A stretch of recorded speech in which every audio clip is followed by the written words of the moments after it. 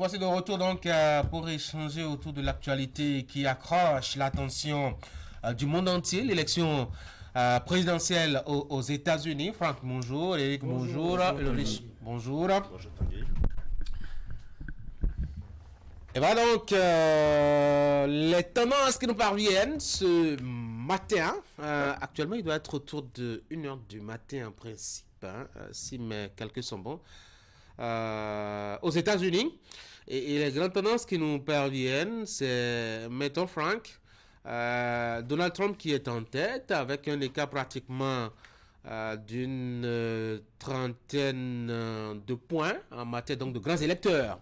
On ne l'y attendait pas du tout puisque même les sondages à la veille de ce vote-là étaient encore compliqués et étaient indécis aussi. Oui, on avait parlé d'une élection très serrée en raison des sondages que ces agences-là nous ont donné à la veille de l'élection. Mais vous savez, il y a eu des analystes qui ont pensé que ça ne devrait pas être trop compliqué pour Donald Trump. Et aujourd'hui, les premiers chiffres que nous avons, c'est vrai qu'il faut prendre ça avec un tout petit peu de réserve parce qu'il y a encore de grands États qui n'ont pas encore livré leurs chiffres. Et donc, ils ont analysé et ont vu qu'avec tous les lobbies qui étaient derrière Donald Trump, qu'il serait quand même très difficile à Kamala Harris de remporter cette élection. Visiblement, ceux qui ont eu ces analyses-là sont en train de vouloir avoir raison sur ceux qui pensent que Kamala pouvait passer le cap de cette élection-là. Ce qui est sûr, vous savez, avec l'écart que nous observons avant même de venir sur ce plateau, je crois qu'ils étaient à 210 contre 248. Je crois que l'écart est déjà, le cas qui est creusé est assez énorme. Pour rattraper cela, il faudra pour Kamala Harris de gagner encore dans des États clés, dans plusieurs États clés, et ce n'est pas très évident. Parce qu'avec à l'allure où vont les chiffres aujourd'hui, je me demande si elle pourra rattraper. Ce qui est sûr, on voit déjà que la tendance américaine, enfin la tendance qui domine aujourd'hui au niveau donc des Américains, c'est Donald Trump.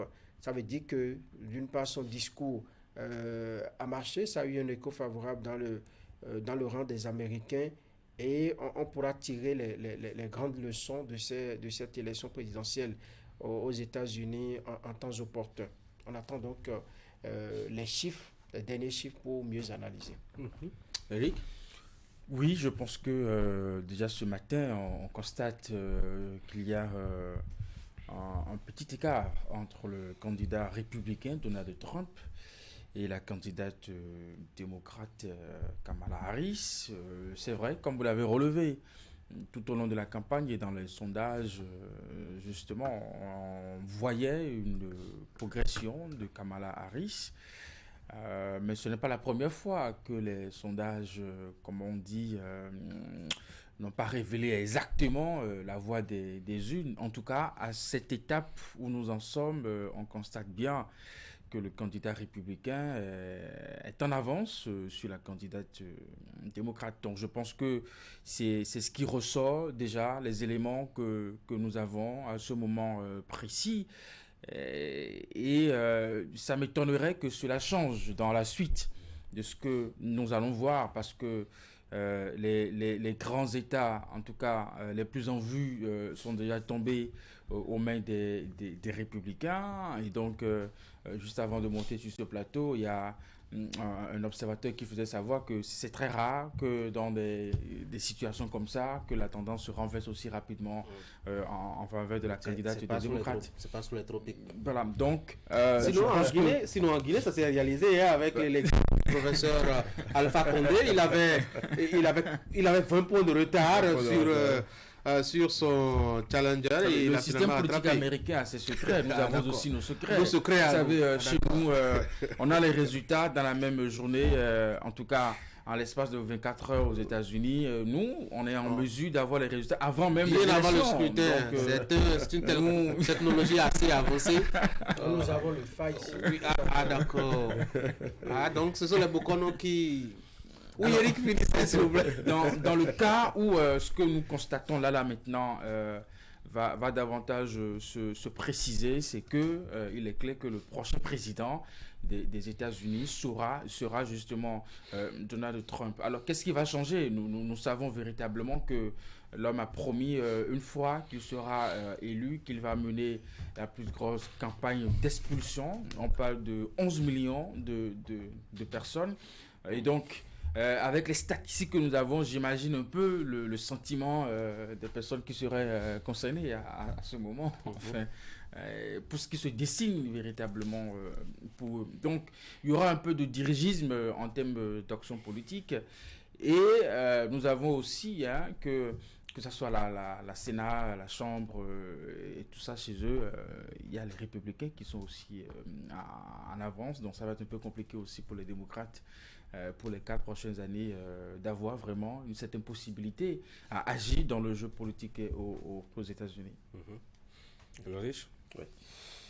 On constate avec les sondages La Chambre des représentants, voilà, que déjà la vague rouge est en train de l'emporter. C'est vrai que le dernier mot n'est pas encore dit du côté de la vague bleue, mais déjà on constate que même le grand mur bleu, qui a priori était souvent le mur le plus indestructible des bleus, commence par se décolorer pour se peindre en rouge.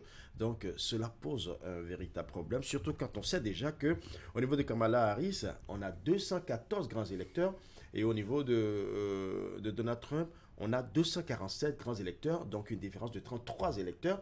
Normalement, avec 270, rapidement, l'un d'entre eux remportait les élections. Mais là, on sent qu'il y a une grande différence déjà. 33 points, c'est pas peu. 33 grands électeurs comme différence, c'est pas peu. Et ce qui se dessine aujourd'hui encore est différent de ce qui s'est passé il y a quelques années avec Hillary Clinton, parce que dans le cas de Hillary Clinton, elle avait remporté le vote populaire. Et c'est Donald Trump qui a remporté au niveau des grands électeurs. Ici, on est en train de constater que non seulement Donald Trump est en train de remporter déjà le vote des grands électeurs, mais il est encore en train de remporter le vote populaire. Ça pose véritablement un problème au niveau des démocrates. Qu'est-ce qui s'est réellement passé entre-temps pour que même le grand mur bleu commence par se décolorer en mur rouge? Là, il se pose un véritable problème. Donc, tel que les résultats, les tendances sont en train de... Il serait difficile pour Kamala Harris aujourd'hui de refermer cet écart, de fermer ce gap. Ce serait très difficile pour elle. Remonter dans les sondages, remonter dans les chiffres aujourd'hui, avec ce pourcentage de dépouillement, c'est difficile. Et tel que tout se présente, on voit déjà la vague rouge prendre la Maison-Blanche. On voit déjà Donald Trump rempiler, revenir à la Maison-Blanche. Et Eric a bien fait de commencer déjà par parler des incidences de ce vote. C'est vrai que la politique migratoire est la première option de Donald Trump. Il en a parlé déjà. Et certainement qu'il y aura également des changements au niveau des relations des États-Unis vis-à-vis du monde. D'abord, vis-à-vis de l'Europe et vis-à-vis de l'Afrique aussi. Donc, il y aura ces deux tendances-là. Il a bien précisé que l'aide au développement sera d'une certaine manière réduite. Et ça va effectivement changer un peu la carte de ce que nous avions l'habitude de voir. La présence américaine qui était assez forte dans les aides au développement. Mais aussi, ça peut aussi porter un peu un discrédit aux États-Unis, puisque nous savons que la Chine, en ce moment, est en train de faire les yeux doux à l'Afrique. Donc, on verra bien comment ça va se passer après. Avant d'examiner toutes les implications éventuelles liées à cette probable issue donc, de l'élection, on va déjà examiner et s'expliquer un peu ces chiffres, ces tendances qui sont là. J'avais dit que les sondages avaient été très serrés, en tout cas, et quelques éléments avaient montré de grandes chances pour la candidate démocrate. Elle avait été embarquée comme ça, elle a pu quand même faire son retard, alors que Joe Biden était laissé sur le quai. Alors on se disait qu'en tant que femme, et avec ce rattrapage qu'elle a pu faire, qu'elle avait suffisamment de chances. Comment est-ce qu'on peut expliquer justement qu'à l'arrivée, on a ces résultats-là, Franck? À votre avis, qu'est-ce qui s'est passé? D'abord, Kamala Harris devait défendre un bilan. Elle a été la vice-présidente jusqu'à sa désignation pour porter le flambeau du parti, le plus parti démocrate, des démocrates là-bas aux États-Unis. Et donc, ce n'est pas facile pour quelqu'un de porter, de défendre son bilan, parce que Donald Trump a eu le temps de mentionner toutes les failles, toutes les insuffisances de la gouvernance de Joe Biden. Et il avait beaucoup d'arguments, comme je l'ai dit déjà hier sur ce même plateau. Des Américains ont estimé que le pouvoir d'achat de l'Américain s'est affaibli. La question migratoire n'a pas été suffisamment débattue sous Joe Biden. Il y a eu, comme argument avancé par les républicains, il y a eu comme du laisser-aller. Alors que ce que propose aujourd'hui Donald Trump, c'est de pouvoir permettre aux Américains de disposer de leur patrimoine, de vivre sur leur territoire et de ne pas être embêtés en griffe par ceux-là qui viennent d'ailleurs pour les encombrer.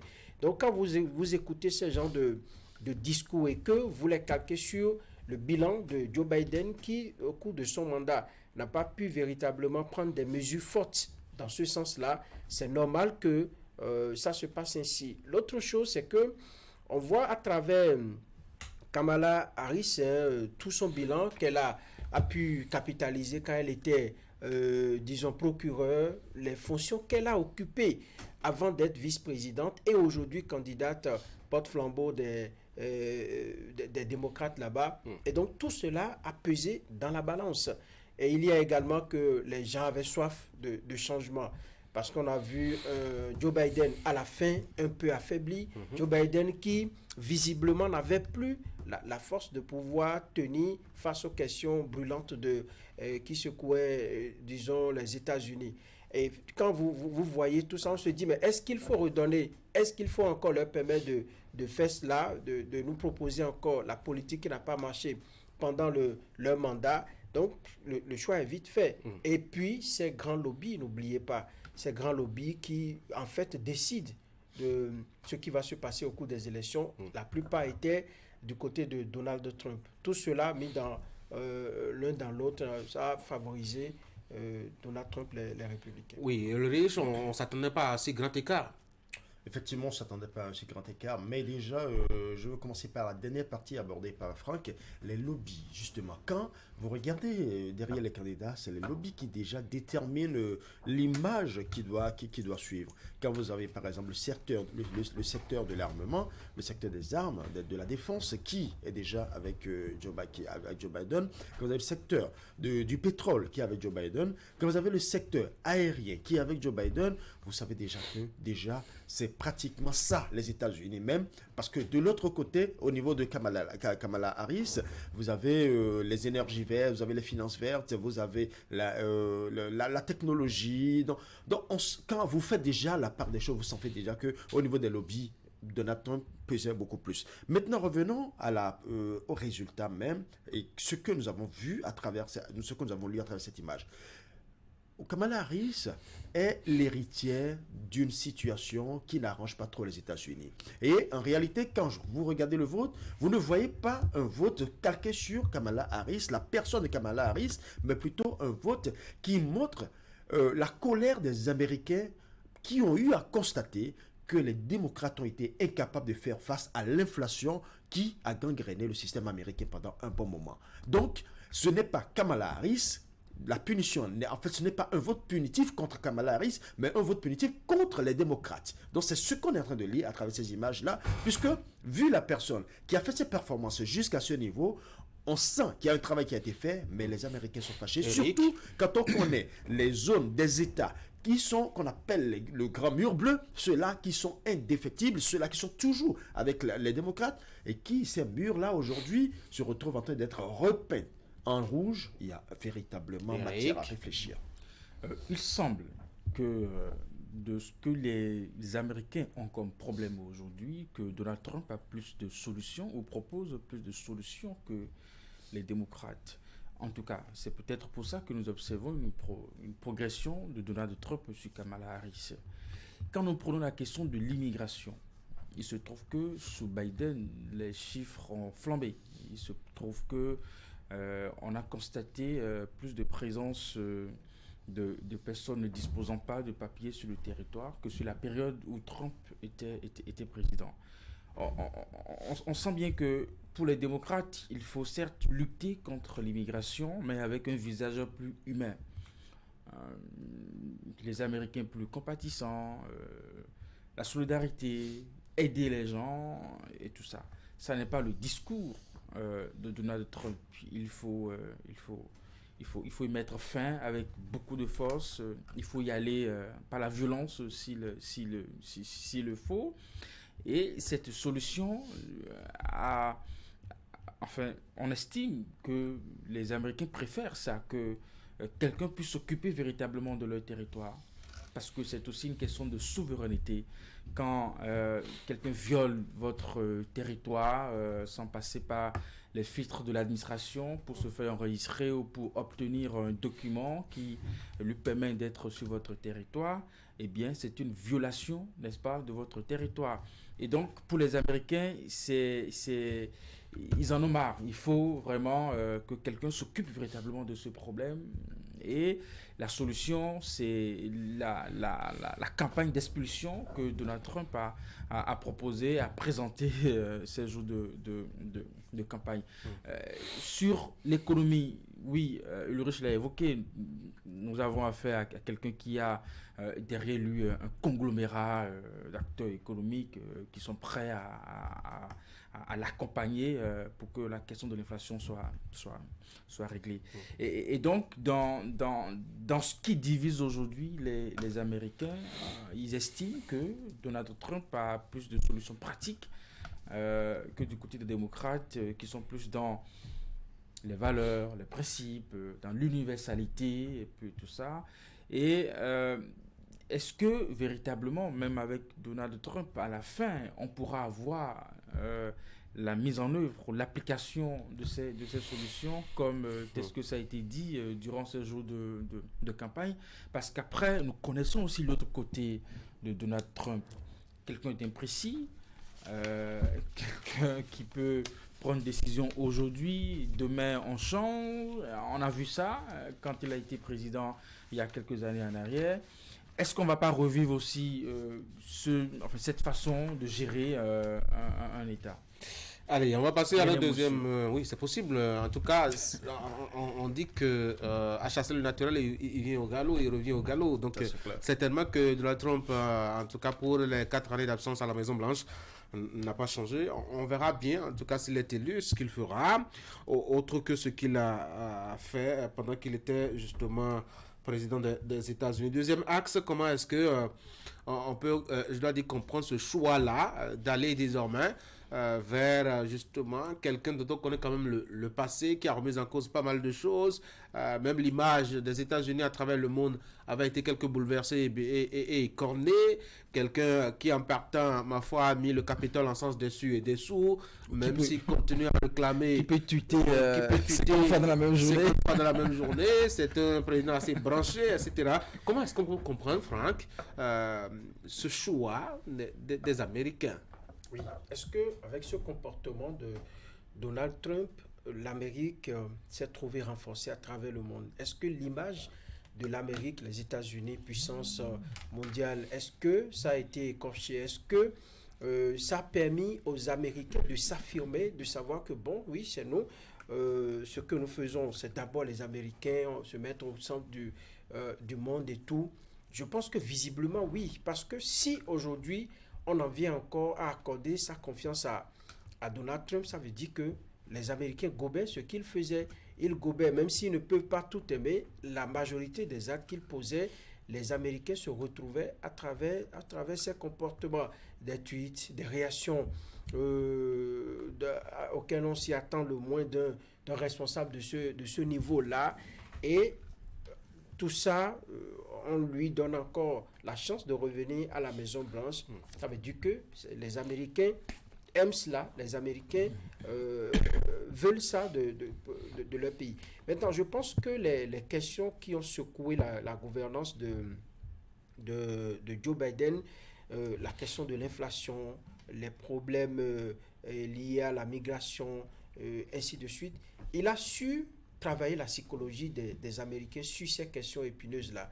Et je pense qu'en lui accordant leur confiance, les Américains également attendent beaucoup de Donald Trump.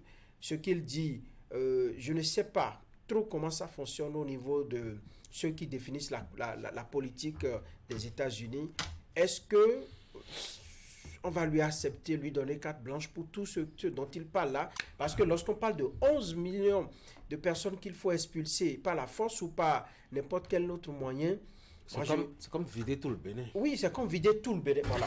Et puis, ces gens-là, ce sont des, disons, c'est la main-d'œuvre dans différents secteurs, dans les mines, dans l'énergie, disons, dans la restauration, dans beaucoup de choses. Et aujourd'hui, le brassage est de telle sorte que même ceux qu'on veut vider là, certains ont déjà ils ont déjà tissé assez de liens et participent au PIB, participent... Et à la démographie aussi. Oui, la démographie. Parce que chez eux également, ils ont besoin peut-être à des endroits donnés de rajeunir un peu la population. Et l'arrivée de ces migrants-là, ça participe de cela également. Donc, sur la politique économique, la politique... de développement des États-Unis, avec ce que dit Donald Trump, je veux bien voir au bout de son mandat ce que sera l'Amérique, s'il pourra véritablement expliquer cela et les incidences que ça aura dans différents secteurs. Oui. Mais toujours est-il que les Américains veulent ça, ils veulent voir comment ça va se réaliser. Ce qu'ils proposent pour lutter contre l'immigration, c'est peut-être une mesure extrême. Mais vous savez, depuis la chute du mur de Berlin, c'est la première fois que nous voyons un chef d'État qui décide de construire une clôture, un mur entre les États-Unis et puis le Mexique. Et il a enclenché le projet. Alors, si ce n'est pas que, entre-temps, Biden a gagné les élections, je me dis, si les Américains lui avaient accordé sa confiance de façon consécutive à la tête du pays, il aurait peut-être fini, qui sait. Alors, bref, tout compte fait, l'homme a toujours proposé des mesures radicales contre l'immigration. Et donc, expulser, pour lui, dans sa bouche, en tout cas, quand il le dit, il n'y a rien de plus normal, il n'y a rien de plus sensé. Et voilà. Et si aujourd'hui, il emporte avec ses propositions, c'est peut-être ce que veulent les Américains. Qu'on les embête pas chez eux. Oui, c'est peut-être ce qu'ils veulent. Oui.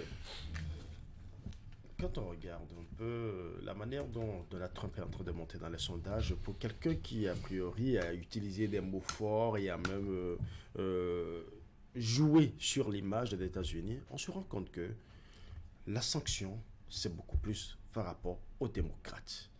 On a vu des démocrates, on a vu Joe Biden affaibli. On a vu un pays. Vous savez, l'Américain, il est jaloux de son État. Il est tellement patriote qu'il est jaloux de la force de son État.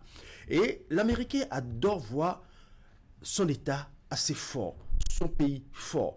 Et ils le disent toujours, les États-Unis doivent être un pays fort.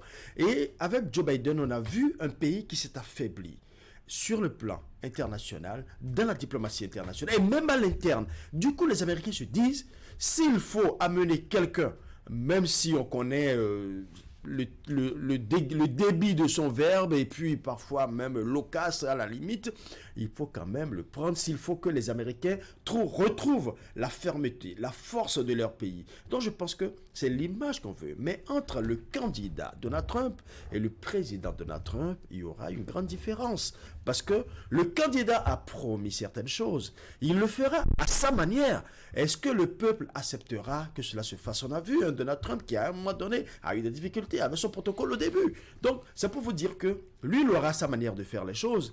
Mais une fois investi, le protocole est toujours le plus fort. Donc, le protocole voudra lui imposer des normes. Le Sénat est là pour lui imposer aussi des normes à respecter. Et donc, il sera obligé de réajuster ses ambitions avec les tests de la République, les tests du pays. Donc, en le faisant, il saura donner l'image qu'il faut, même si c'est dans la fermeté, mais en respectant les tests. Vous verrez que déjà, tout à l'heure, nous avons parlé de l'économie. On veut expulser des gens. Dans le même temps qu'on veut expulser les immigrants, les migrants clandestins, on sait déjà que c'est des gens qui contribuent au développement.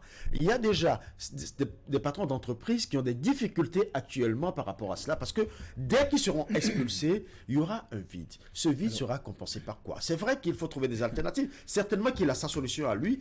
Une chose est certaine, la politique reste d'abord au niveau des promesses. Après les promesses, dès qu'on investit, on se retrouve maintenant dans la pratique. Et la pratique, elle est toujours beaucoup plus difficile que ce qu'on a promis. Oui, nous savons qu'aux États-Unis, la gestion du pouvoir, il y a tout un mécanisme institutionnel qui, parfois, même malgré la volonté du président, il n'est pas toujours en mesure d'appliquer sa politique. Mais nous savons, à l'issue des chiffres que nous avons, que le Sénat passe côté républicain. Et la situation est également compliquée pour les démocrates côté Chambre des représentants. Donc, s'il y a ces deux grands niveaux où on décide de la politique en termes d'action des États-Unis et que Donald Trump a la majorité, je pense que ça lui sera plus facile de conduire sa politique à la tête de l'État. Mais après, je pense que quand ça se passe de cette façon, le monde aussi se prépare à accepter les choses de cette façon.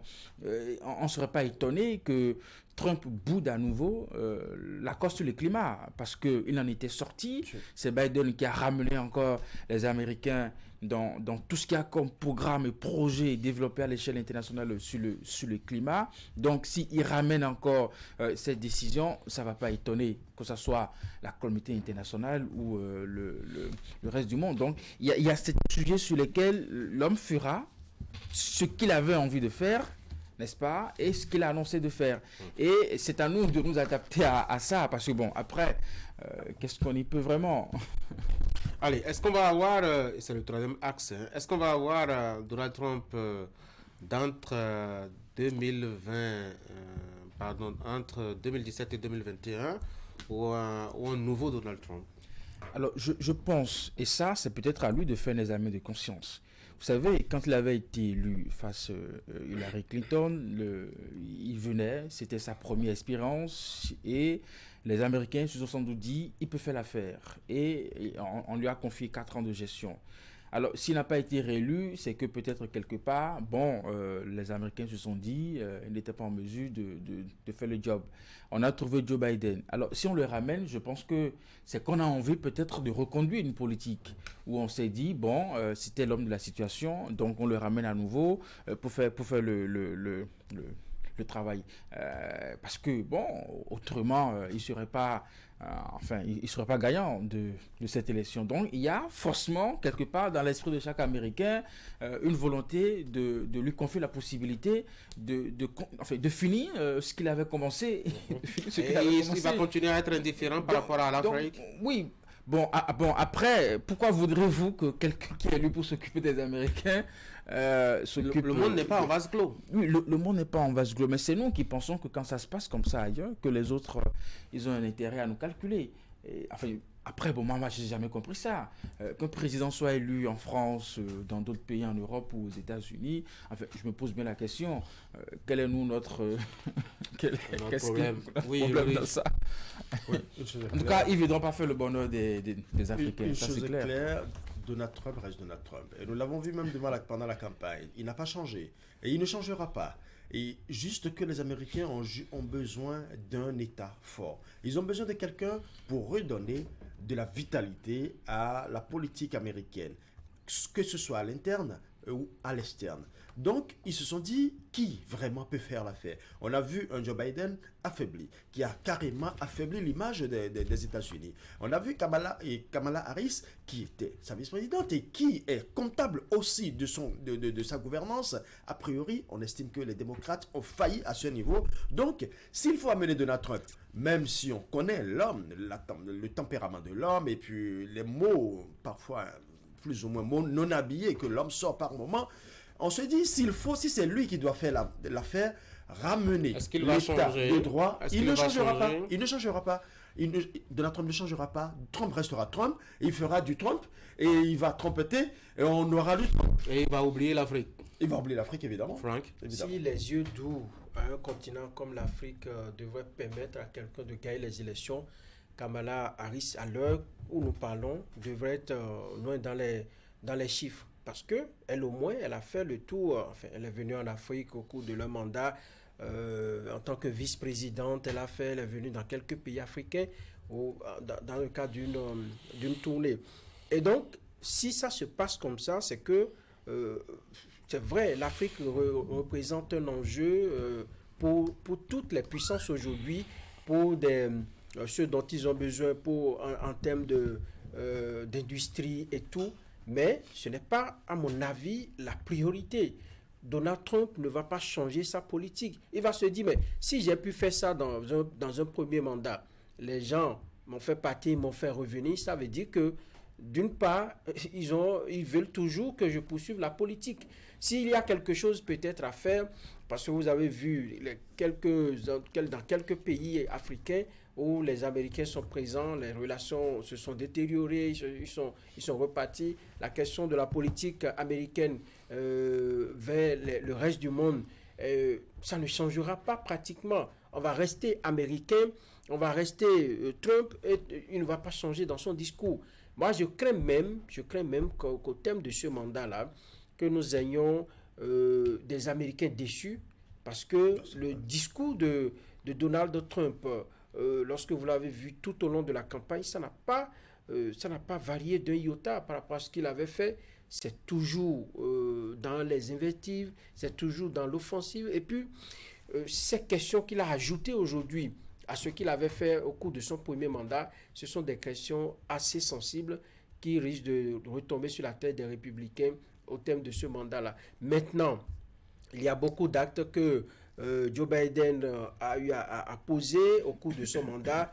Il peut remettre certains en cause, il peut élarguer certains, il peut revoir carrément tout ce qui a été fait, parce que lui dit, les démocrates, il faut les bouter dehors, tout ce qu'ils font, c'est nul. Il a dit, moi je l'ai écouté, il dit qu'ils ont détruit ce pays, et ils n'ont rien fait, ils ont été paresseux, ainsi de suite. On est en campagne.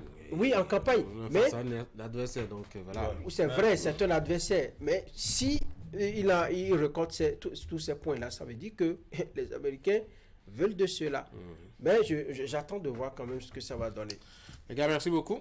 Il est 9h pile à Cotonou.